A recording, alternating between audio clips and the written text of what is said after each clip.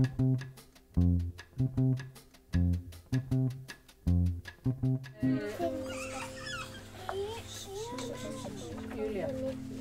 krakkar, í gær þá missti Júlía af þessu hérna sem við gerðum. Já.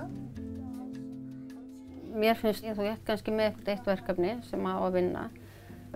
Þessi krakki, hann þarf að hafa þetta sko, í þessu þyngdarstigi, meðan aðrir geta haft þetta kannski í mið eða efst eða eitthvað þessari. Þannig að maður kannski gerir ráð fyrir svona 3 þyngdarstigum í hverju verkefni.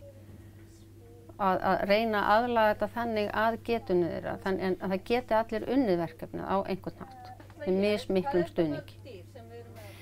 Það sem að manni hefur lært svona í gegnum árin er það að það sem að gengur vel hjá þessum hópi gengur ekkert endilega vel hjá næsta hópi. Þannig að maður þarf alltaf að vera að skoða hópinn og vera að læsa hópinn til þess að vita hvernig þú átt að skipuleggja vinnuna þína. En það er eitt sem að mér finnst alveg klikkar aldrei. Og það er að leyfa börnunum að leika sér. Mér finnst til dæmis sko, ef maður hefur nægt leikefni, gott efni, sem að maður er svona veit að þau læra af að ráskast með. Og þá getur maður líka fylgst með þeim í leik. Þau leika sér saman, þannig getur maður að sé hvernig þau fúnkera í samvinnu. Og hver er ráðandi, hver er leiðtamur, allt svona. Þannig að mér finnst þetta alltaf gott. Og líka það að hafa alltaf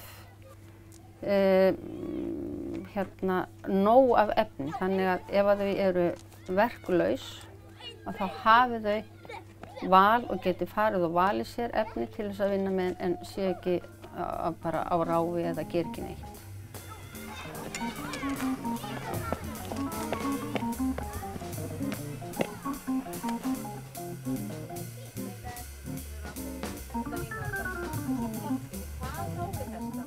Þessa 2 vetur núna, þá hef ég meira verið í því að taka nemendur út sem að þurfa að fá þessa endurtekningu eins og í stafainlögninni og allt þetta. Og sko, þó svo að ég reyna að gera þetta á einhvern hátt þannig að þau hafi gaman að því að koma hérna og gaman að því að vinna hérna hjá mér, að þá er ég samt í hjarta mínu ósátt við þetta. Af því að mér finnst að þetta eigi að fara fram inn í bekk eins mikið eins og hægt er.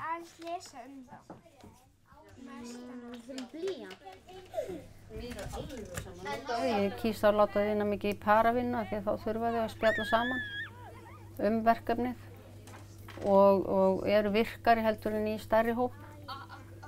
Og ég meina þau læra hvert af öðru líka þegar þau eru svona í þessari paravinnu. Ég fylgist sko með hvað kennararnir eru að gera, ég spyr alltaf á morgnana og svona hvað er það að gera í dag og bara meta hvort að þau eru að gera fást við einhver verkefni sem að þau geta sko tekið þátt í inn í bekk, það er alveg óþarfi að vera þá að kippa þeim út. Þá er ég bara á randinn á milli eða þá ég er með einhverjum einum ákveðnum eða tveimur eða við eitthvað borð eða eitthvað að hjálpa og er það bara inn í stofunum.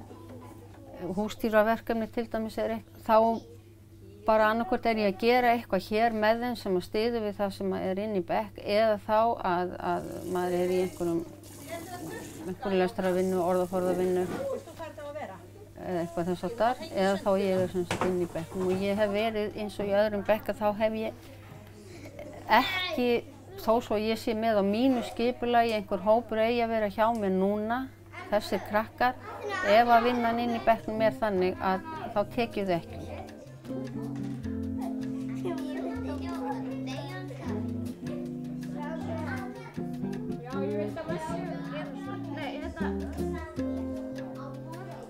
Það eru teymi, sko teymi fyrir 1. og 2. bekk, 3. og 4. og svo 5. til 7. og svo unglingadeildin. Og í þessum teymum eru umsjónarkennararnir, sérkennari, stuðningsfulltrúar og svo koma að sko eins og námsráðgjafi, við höfum 2 námsráðgjafi í skólanum, við höfum iðjuþjálfa núna og þroskaþjálfa, þannig að þeir koma líka að. Og þetta er fyrsta skipti í rauninni í vetur sem að þetta er eitthvað að fara af stað þetta starf. Og hugmyndin er að þróa þetta meira áfram þannig að teymið sem slíkt verður ábyrgt fyrir öllu sem þarf með þann námshóp sem að það er búið til utan.